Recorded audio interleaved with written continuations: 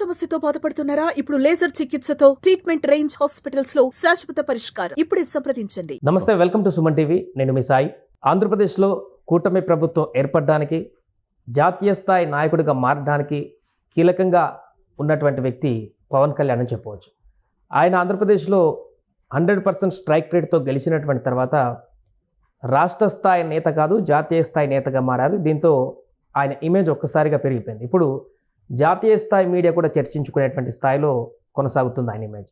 ఈ పరిస్థితికి రావడానికి గల కారణాలు ఏంటి, దీనికి సంబంధించి పూర్తిగా చర్చించేటువంటి ప్రయత్నం చేద్దాం. మనతో పాటు పొలిటికల్ అనలిస్ట్ చంద్ర శ్రీనివాస్ గారు ఉన్నారు.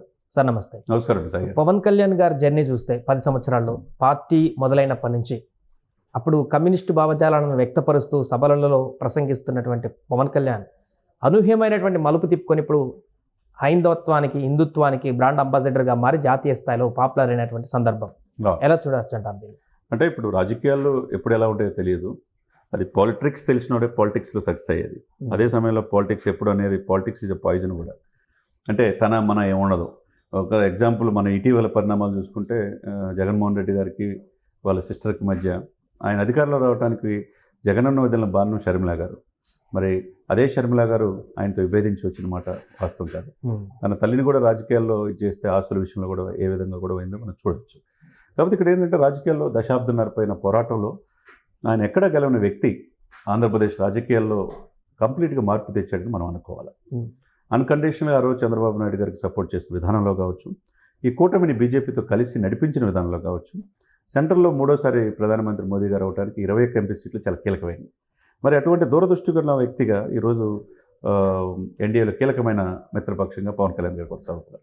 మరి అదే సమయంలో మీరు అన్నట్టు దక్షిణ భారతదేశం నుంచి ఒకప్పుడు ఎన్టీ రామారావు గారు, తర్వాత పివి నరసింహారావు గారు.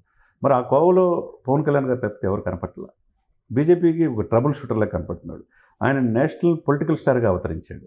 అంటే ఒక రాష్ట్రం తెలుగు ప్రజలకే, ఒక ఆంధ్రప్రదేశ్ ప్రజలకే అనే పరిస్థితి నుంచి, ఒకప్పుడు సినిమా నటుడి నుంచి కోట్లాది మంది ఆంధ్రప్రదేశ్ ప్రజలు పవన్ కళ్యాణ్ గారిని హక్కును చేర్చుకున్నారు, కూటమిని హక్కును చేర్చుకున్నారు. మరి అదే సమయంలో మోదీ గారు బీజేపీ కూడా అక్కడ బలపడింది అదే సమయంలో ఆంధ్రప్రదేశ్లో. మరి పక్కనున్న రాష్ట్రంలో, తెలంగాణ రాష్ట్రంలో కూడా బీజేపీ అధికారంలో రావడానికి తన పావులు కలుపుతుంది. అదేవిధంగా కర్ణాటకలో, తర్వాత పక్కనున్న తమిళనాడు కావచ్చు, కేరళ కావచ్చు. ఇక్కడ వాళ్ళకి అందని దాక్షగా ఉన్నాయి ఏంటి, వెస్ట్ బెంగాల్ ఒకటి. ఈ ఐదు రాష్ట్రాలే, హిమాచల్ ప్రదేశ్ మేబీ. కాబట్టి ఈ 5 రాష్ట్రాల్లో దక్షిణ భారతదేశంలో ఒక సరైన నాయకుడు, సమర్థవంతంగా నడిపించే నాయకుడు మాకు కావాలని చూసుకుంటే ఒక్కొక్క వ్యక్తి పవన్ కళ్యాణ్ గారు కనపడుతున్నాడు. మీరు అన్నట్టు లెఫ్ట్ భావాలు ఒకప్పుడు ఉండొచ్చు, చెగువేరు భావజాలం ఉండొచ్చు, భగత్ సింగ్ స్ఫూర్తితో నడవచ్చు. కానీ ఇప్పుడున్న పరిస్థితుల రీత్యా ఆయనకున్న హిందూ మతంలోనే కదా ఆయన పుట్టింది. సనాతన ధర్మానికి పరిరక్షకుడిగా 100 కోట్ల మంది హిందువులకి ప్రతినిధిగా ఎవరు నోరు మెదపని పరిస్థితిలో ఈయన తిరుమలలో అపవిత్రమైన లడ్డు గురించి ప్రశ్నించాడు కదా. 11 రోజులు ప్రాయశ్చిత్త దీక్ష చేసుకుని కాలినడకన వెళ్ళాడు కదా. మరి అదే సమయంలో హిందూ సనాతన సంప్రదాయాన్ని తిరుమల సాక్షిగా చెప్పి, నా సనాతన ధర్మం కోసం నాకు పదవులు ముఖ్యం కాదు, నేనున్నానని చెప్పన్నాడు కదా. మరి గత 5 సంవత్సరాల్లో వీళ్ళెవరు కూడా ఆంధ్రప్రదేశ్లో గుడుల మీద దాడులు జరిగినప్పుడు 120 దేవస్థానాల మీద దాడులు జరిగింది. అంతర్వేదిలో రథం దగ్ధమైనప్పుడు ఎవరు ఎందుకు ప్రశ్నించలేపారు? పీఠాధిపతులు, మఠాధిపతులు ఎంతమంది ఉండి, మరి ఫస్ట్ టైం ఒక వ్యక్తిగా హిందూ సనాతన సాంప్రదాయం కోసం నేనున్నానన్న భావజలంతో ఆయన ముందుకెళ్తున్నాడు. కాబట్టి ఈరోజు అందరి దృష్టి కూడా పవన్ కళ్యాణ్ వైపు ఉంది. కాబట్టి ఇంకొకటి నిన్న కాకుండా నిన్నే వైర్ అనే ఒక మ్యాగజైన్, సిపిఎం వాళ్ళది, అది దాంట్లో ఎప్పటికప్పుడు ఓసరవెల్లిలో రాజకీయాలు మారుస్తాడు. ఒకప్పుడు లెఫ్ట్ పార్టీ అంటాడు, కొంతమంది బీఎస్పీతో కొంతకాలం ఉంటాడు, తర్వాత ఇప్పుడేమో పూర్తిగా హైందవ ధర్మం అని చెప్పి అంటాడు.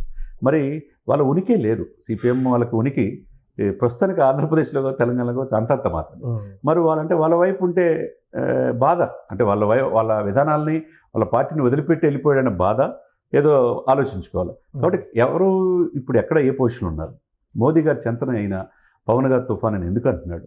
ఇంతమంది ముఖ్యమంత్రులు ఉన్న పవన్ కళ్యాణ్ గారికి ఇవ్వాల్సిన ఇంపార్టెన్స్ ఎందుకు ఇస్తున్నాడు? అంటే దక్షిణ భారతదేశాల నుంచి కొంతమంది అయితే దక్షిణ భారతదేశాలకు సంబంధించిన మోదీగా పవన్ కళ్యాణ్ అభివర్ణిస్తున్నారు. ఏ విధంగా చూసుకున్నా నెక్స్ట్ 2026లో తమిళనాడు జరిగే ఎలక్షన్లో is the trouble shooter Pawan Kalyan garu. అన్నామలైతో పాటు అక్కడ అధికారంలో తీసుకురావడానికి బీజేపీ ఎన్డీఏ పక్షాలు ప్రయత్నం చేస్తున్నాయి. ఎవరు కనపడుతున్నాడు? ఒక వ్యక్తి పవన్ కళ్యాణ్ గారు. ఎందుకంటే మహారాష్ట్ర ఎలక్షన్లో కూడా ఆయన వెళ్తే అక్కడ ఉన్న తెలుగు వాళ్ళు ఎంత విశేషంగా ఆదరించారో మనం చూస్తే అక్కడ కూడా సక్సెస్ వచ్చింది. ఇకపోతే కర్ణాటక రాష్ట్రం కావచ్చు, తర్వాత కేరళ కావచ్చు, అన్ని రాష్ట్రాల్లో ఆయన అభిమానులు ఉంటారు, తెలుగు వాళ్ళు ఉంటారు. మరి ఆ విధంగా పవన్ కళ్యాణ్ గారిని విశ్వాసమిత్రుడిగా ఒక ఇదిగా వాళ్ళు బీజేపీ వాళ్ళు చూస్తున్నారు కాబట్టి దక్షిణ భారతదేశాన్ని మొన్న ఈ మధ్య ఆయన 12వ ప్లేనరీలో కూడా 5 భాషల్లో మాట్లాడాడు. ఒకప్పుడు మనం తెలుగు వాళ్ళకి పివి నరసింహారావు గారిని 17-18 భాషలు వచ్చని చెప్పుకున్నాం. ఆ తర్వాత ఎవరున్నారు? 5-6 భాషల్లో అనర్గంగా మాట్లాడగలిగే వ్యక్తి. ఒకటే ఇది గొప్ప దేశం, ఈ జాతీయ భావజాలంతో మోదీ గారి నాయకత్వంతో నేను పనిచేస్తాను, నాకు రాజకీయాల కంటే దేశ భవిష్యత్తు ముఖ్యం, 100 మంది సుభిక్షమైన సైన్యాన్ని తయారు చేస్తాను, ఈ దేశానికి అందిస్తున్నాను అంటే ఎంత క్లియర్ కట్ పాలిటిక్స్ ఆయన చూస్తున్నాడు. కాబట్టి ఎప్పుడు కూడా ఆయన్ని మొన్న ఈ మధ్య ఒక తెలుగు పత్రిక ఆయన వేలాది మంది జనం వచ్చిన 12-13 పేజీలు వేసేవాళ్ళు. ఫస్ట్ టైం 3 పేజీలు ఫుల్ పేజీ ఇచ్చారు. ఫస్ట్ పేజీతో పాటు లోపల కూడా ఇన్నర్లో కూడా 2 ఫుల్ పేజీ ఇచ్చారంటే ఎంత పరిణితో అర్థం చేసుకోవచ్చు. మరి ఎక్కడా కవర్ చేయని ఆ వ్యక్తి ఈరోజు హిందీ పేపర్లు కావచ్చు, తర్వాత నేషనల్ పేపర్లు కావచ్చు, అన్నీ కూడా నేషనల్ మీడియా కావచ్చు పవన్ కళ్యాణ్ వైపు చూపిస్తుందంటే ఒక ఎన్డీఏ కూటమికి అతను ఒక ట్రబుల్ షూటర్గా ఉన్నాడు. ఒకప్పుడు కాంగ్రెస్ పార్టీకి Pranab Mukherjee is a trouble shooter అనేవాళ్ళు. ఇప్పుడు ఎన్డీఏకి ట్రబుల్ షూటర్ ఎవరంటే పవన్ కళ్యాణ్ గారు కనపడుతున్నారు. ఎన్డీఏలో కీలకమైన వ్యక్తి దక్షిణ భారతదేశంలో ఎవరు ఎమర్జ్ అయ్యాడు నేషనల్ పొలిటికల్ స్టార్గా అంటే పవన్ కళ్యాణ్ గారు కనపడుతున్నారు. కాబట్టి ఎవరెవరు విమర్శించే వాళ్ళు విమర్శిస్తూనే ఉంటారు రాజకీయాల్లో, కానీ వాళ్ళు చెప్పినట్టు చేయాల్సిన అవసరం ఆయనకి లేదు. ఎప్పుడు ఏ స్టెప్ తీసుకోవాలి, రాజకీయంగా నేను ఎదగాలి, నా రాష్ట్రం అభివృద్ధి చెందాలి, నా రాష్ట్రం దేశంలోని అగ్రగామిగా ముందుకెళ్ళాలనుకుంటే అది డెఫినెట్గా జాతీయ భావజాలంతో వెళ్తారు. ఆ విధంగా పవన్ కళ్యాణ్ గారిని మనం చూడవచ్చు అనమాట ఈ ఎంటైర్ ఎపిసోడ్లో. నార్త్ స్టేట్స్తో పోలిస్తే సౌత్ స్టేట్స్లో కొంత ఈ హిందుత్వ భావజాలం అనేది అదంత ఏకతాటికి రావడానికి కొంచెం కష్టమైనటువంటి పరిస్థితి ఉంటుంది. అలాంటి సందర్భంలో పవన్ కళ్యాణ్ ఇప్పుడు సౌత్ స్టేట్లో ఈ హైందవంతో ముందుకు వెళ్తే ఫలితం వచ్చేటువంటి అవకాశం ఉందా? డెఫినెట్గా ఉంటుంది. ఇప్పుడు వాళ్ళు తమిళనాడులో వాళ్ళు నియంతృత్వంగా ఉండి హిందుత్వాన్ని కరోనా వైరస్తో పోల్చిన స్టాలిన్ కుమారుడు ఉదయనిధి స్టాలిన్ ఆయన అలా అంటూ ఉంటే మరి అంతమంది హిందూ భావజాలంతో ఉంది 100 కోట్ల మంది ప్రతినిధులుగా ఉండేవాళ్ళు బాధపడరు. అంటే నువ్వు ద్రవిడిజంలో ఉన్నావని మీ ద్రవిడిజంలోనే ఫాలో అవ్వాలనుకుంటే ఎట్లా? ఇక రూపాయిని కూడా వాళ్ళు మొత్తం అది కూడా మార్చే పరిస్థితి మీరు వచ్చారంటే అంటే మీరేమన్నా దైవాన్ సంబుతుల, మీరు వేరే దేశంలో ఏమైనా ఉన్నారా అనేది అందరికి కనపడుతుంది.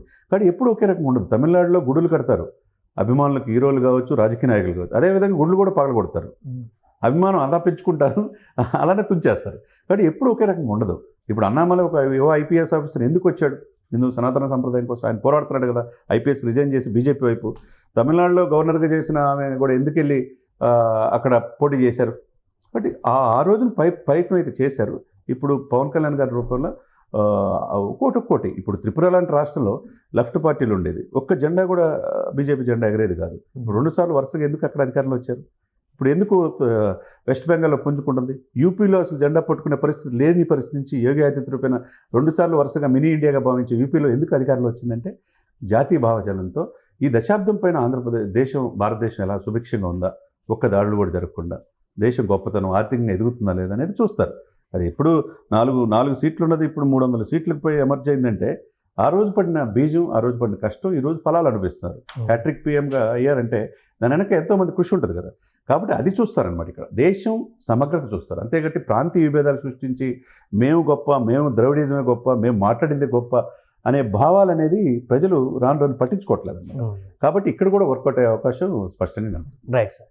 అది ప్రస్తుతం పవన్ కళ్యాణ్ మానియా జాతీయ స్థాయిలో కనిపిస్తుంది. ఆయన చేసినటువంటి పనులు, చేస్తున్నటువంటి స్టేట్మెంట్లు, తీసుకుంటున్నటువంటి నిర్ణయాలు ఇప్పుడు జాతీయ స్థాయి స్టార్ నేతగా తీసుకువెళ్ళినటువంటి సందర్భం, చాలా జాతీయ మీడియాలు కూడా దాన్ని కవర్ చేస్తున్నటువంటి సందర్భం ఉందంటూ కూడా రాను రోజుల్లో పవన్ కళ్యాణ్ మరింత ఇంకా ఎక్కువ పవర్ చూపించేటువంటి అవకాశం ఇండియాలో ఉందంటూ కూడా చంద్ర శ్రీనివాస్ గారు చెప్తున్నారు. సుమన్ టీవీలో మీ పర్సనల్ అండ్ బిజినెస్ ప్రమోషన్స్ కోసం కింది నెంబర్కి కాంటాక్ట్ చేయండి.